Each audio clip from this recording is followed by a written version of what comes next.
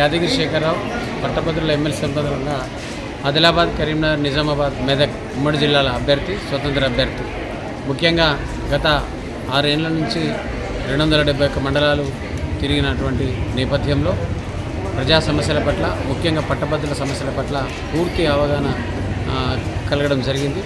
ఈ సందర్భంగా ముఖ్యంగా ప్రైవేట్ విద్యా సంస్థలే కాదు నిరుద్యోగులు, యువత, ముఖ్యంగా ఉద్యోగస్తులు, లాయర్లు, ఇలా డాక్టర్లు, ఇలా డిపార్ట్మెంట్ పోలీసు కావచ్చు, అనేక శాఖల యొక్క పరిస్థితి చాలా ఇబ్బందికరంగా ఉంది. ప్రతి ఏరియాలో, ఏ రిమోట్ విలేజ్లో వెళ్ళినా ఏదో ఒక సమస్య ఉత్పన్నమవుతోంది. అది రోడ్లు కావచ్చు, నీరు కావచ్చు, రకరకాల ఇబ్బందులతో ఇలా ప్రజలు అల్లాడుతూ ఉన్నారు. ముఖ్యంగా పట్టభద్రులకు సంబంధించిన అంశాలు ఎవ్వరు కూడా శాసన మండలిలో కానీ, శాసనసభలో కానీ ఈ యొక్క ప్రశ్న వేయడం జరగట్లేదు. ఇక్కడ చాలామంది పట్టభద్రులలో అంటే నిరాసక్తకు వస్తుంది. అంటే మాకు ఎవరే చేయరు, మేము ఓటేసి ఎందుకనే కాడికి వచ్చేది. ముఖ్యంగా రిజిస్ట్రేషన్, ఓటు నమోదు చేసుకోవడంలో కూడా అంటే ఇబ్బంది పడతా ఉన్నారు. ఎందుకంటే దీని గురించి గలం కానీ, గొంతు కానీ ఎక్కడ కూడా దాఖలాలు లేవు. అసలు మేము ఎందుకు ఓటు నమోదు చేసుకోవాలి, ఎందుకు ఓటు వేయాలి, వీళ్ళు కేవలం ఫ్యాషన్ వచ్చి వాళ్ళ యొక్క నేమ్ ప్లేట్ కింద ఎమ్మెల్సీని పెట్టుకొని ఏ రోజు కూడా వాళ్ళు ఏ జిల్లాకు కానీ, ఏ పట్టణానికి కానీ, ఏ నగరానికి కానీ వచ్చిన దాఖలాలు లేవు. కాబట్టి ఎందుకు ఓటేయాలని నిరాసక్తత వ్యక్తం చేస్తూ ఉన్నారు పట్టభద్రులు. మరి ఈ సందర్భంగా నేను ఇలా ఒక ఉద్యోగి రిటైర్ అయితే వాళ్ళ పెన్షన్ వస్తుంది, కానీ బెనిఫిట్స్ రావట్లేదు. ఇలా ఒక పోలీస్ డిపార్ట్మెంట్లో కూడా అనేక సమస్యలు ఉన్నాయి.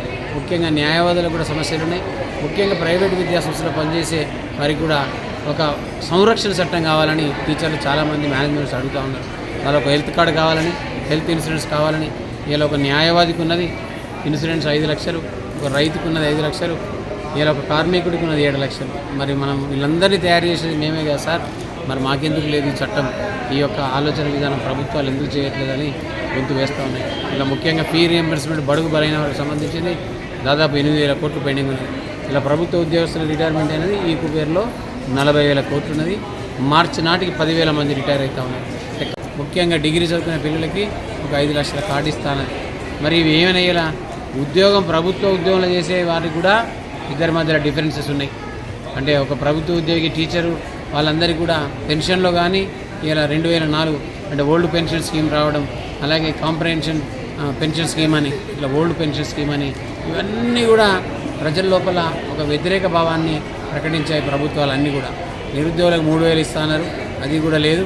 ఇలా మహాలక్ష్మి అన్నారు, గృహలక్ష్మి అన్నారు, రకరకాల పథకాలు చెప్పారు, కానీ ఏవి ఇంప్లిమెంట్ కావట్లేదని కూడా ఇలా పట్టభద్రులు అడుగుతూ ఉన్నారు.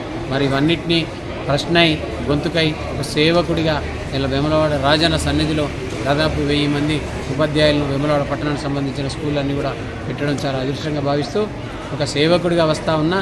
ఒక 3 నెలలు నా కొరకు పనిచేస్తే, నా కొరకు ఓటు గురించి ఆలోచన చేస్తే ఖచ్చితంగా 6 సంవత్సరాలు ఒక సేవకుడిగా పట్టభద్రులకు, ప్రభుత్వానికి మధ్య ఒక వారధిగా ఉంటూ సమస్యలన్నింటినీ